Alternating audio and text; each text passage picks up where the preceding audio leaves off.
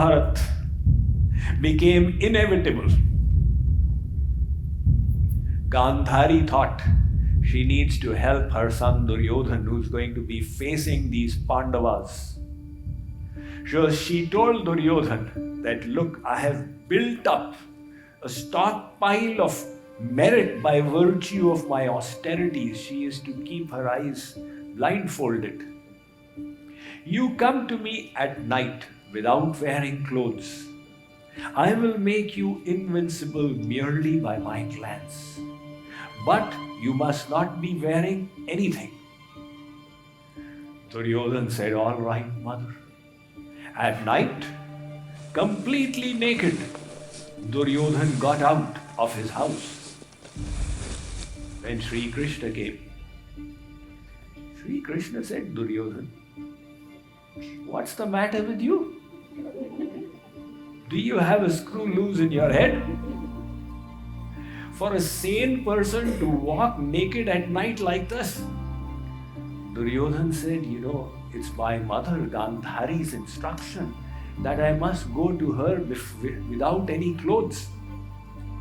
Shri Krishna said, what is wrong with you? Does any grown-up person go to the mother like this? At least you must wear a towel around your middle. Duryodhan said, yes, you are very correct. So he put a towel around the middle and he went before his mother. The mother said, my child, have you come? Duryodhan said, yes, mother.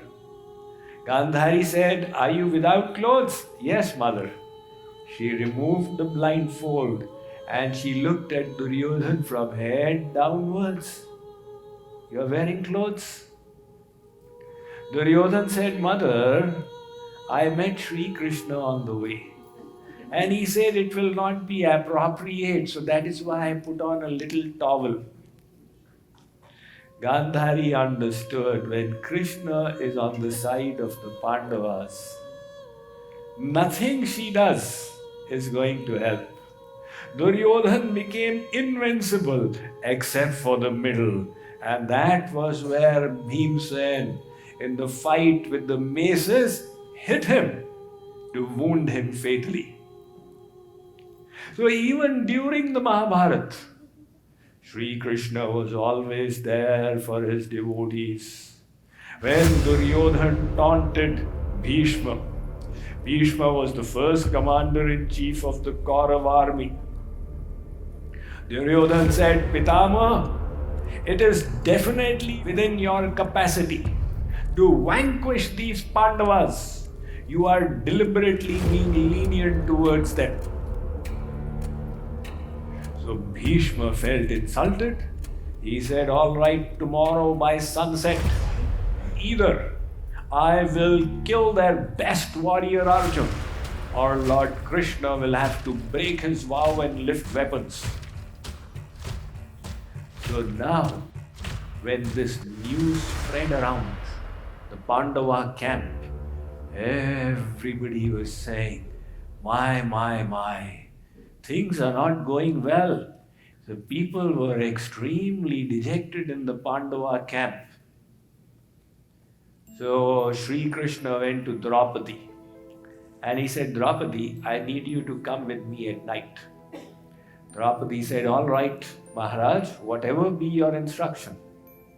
So Krishna took Draupadi to Bhishma and he indoctrinated in her that what I need you to do is to fall at his feet. And then when he says, get up, you ask for a vow that I should remain Saubhagyavati. I should remain married with my husband alive. Then Draupadi walked along. And then Krishna said, your sandals, they are making a sound. This stratagem will only work if we take Bhishma by surprise. Take off your sandals. Draupadi left the sandals there. Krishna put her in front and from behind he was holding the sandals and following. Draupadi entered the tent of Bhishma. It was dark because it was night time. So Draupadi fell at his feet and Bhishma almost stumbled. My God, who is this lady? So involuntarily it came out of his mouth. Chiranjeevi Bhava Saubhagyavati Bhava. May you live long. My blessings on you. May you be married always. So then later on, when the lights came on, he saw that this is Draupadi. And he realized he had given the wrong blessing because he had promised in the morning that he'll kill Arjun. And now she has squeezed a blessing out of him that my husband should continue to live. Bhishma said, Draupadi, you walked in. How did you do it so silently? I did not hear you. Where are your sandals? Draupadi said that Krishna asked me to take them out. In the meantime, Krishna walked in. Draupadi's sandals were in Krishna's hands. Bhishma said, Oh Shyam Sundar, you are Bhakta Vatsal.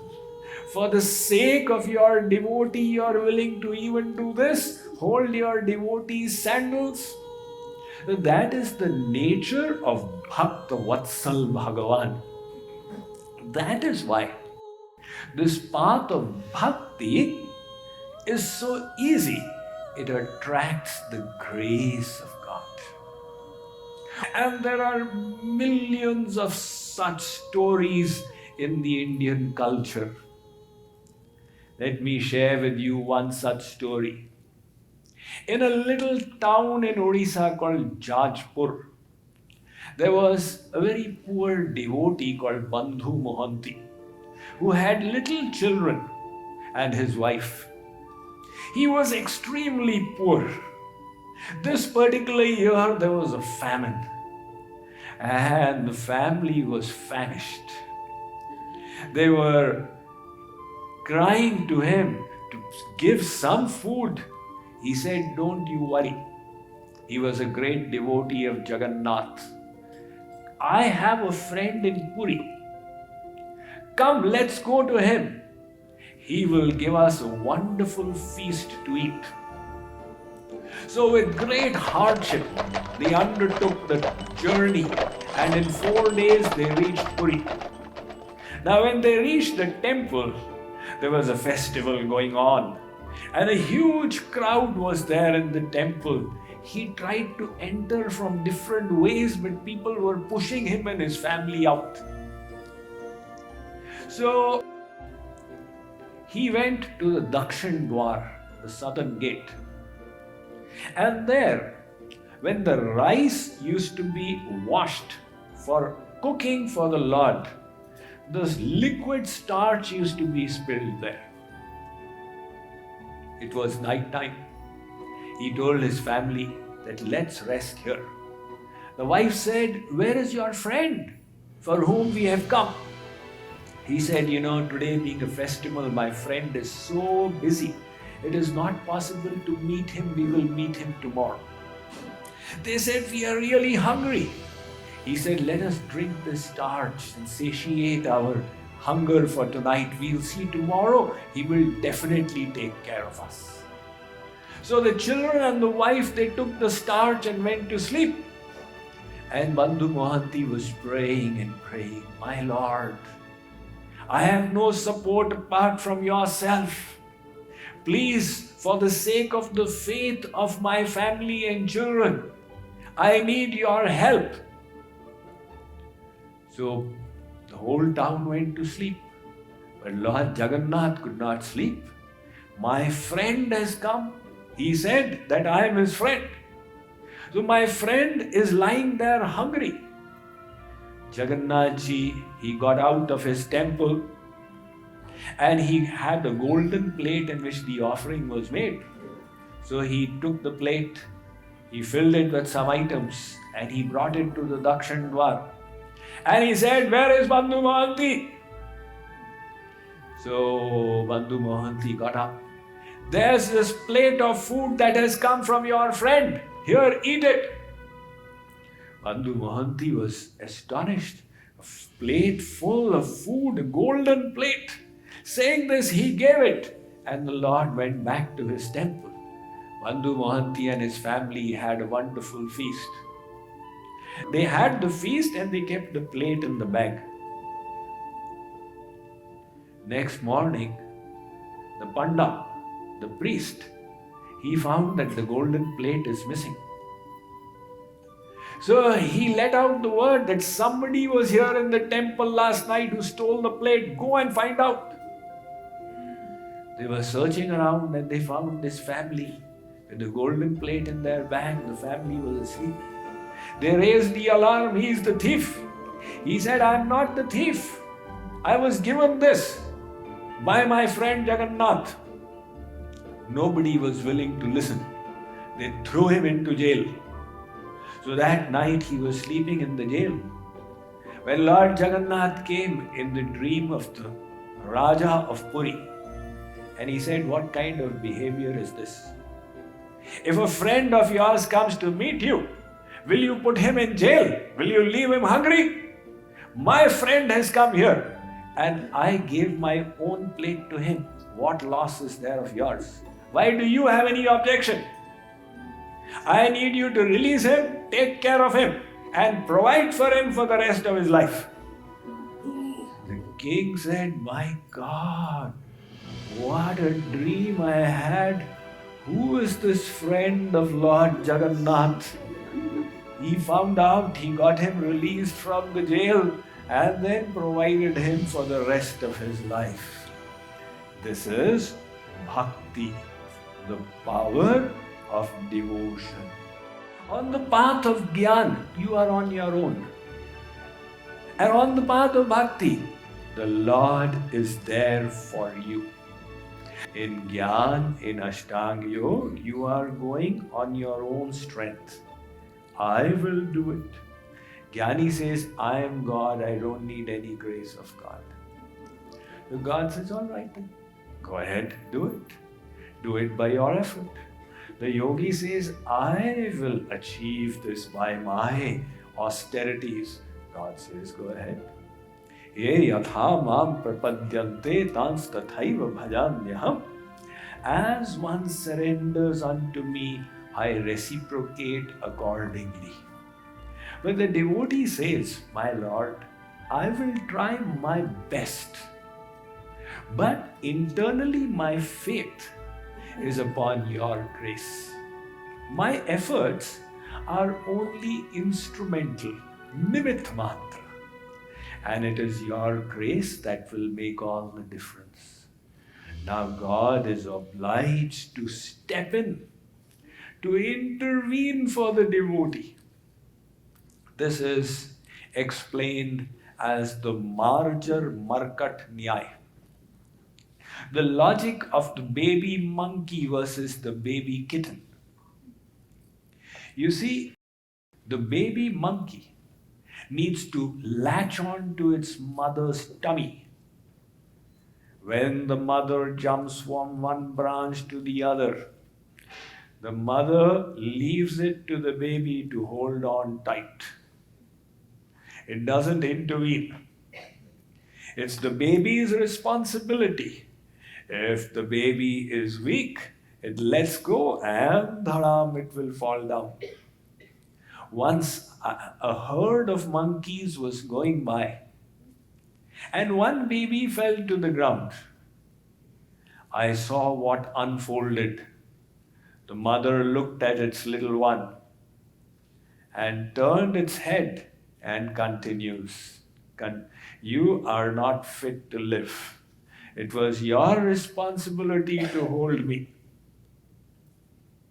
You may say that is very unfair, but that's how the mother monkey behaves. And the mother cat, the kitten is so tiny, so delicate, but when it needs to be transported from one place to another, the mother holds the kitten from the back of its head and lifts it up. In other words, she intervenes. She is there for her baby. In the same way, The Jnani says, I will do it. Aham Brahmasmi. God says, go ahead and do it. Then I'm not going to add my grace. And the Bhakt says, my Lord, I am surrendered unto you. So the Lord says, okay, in that case, I have to bestow my grace and help you along.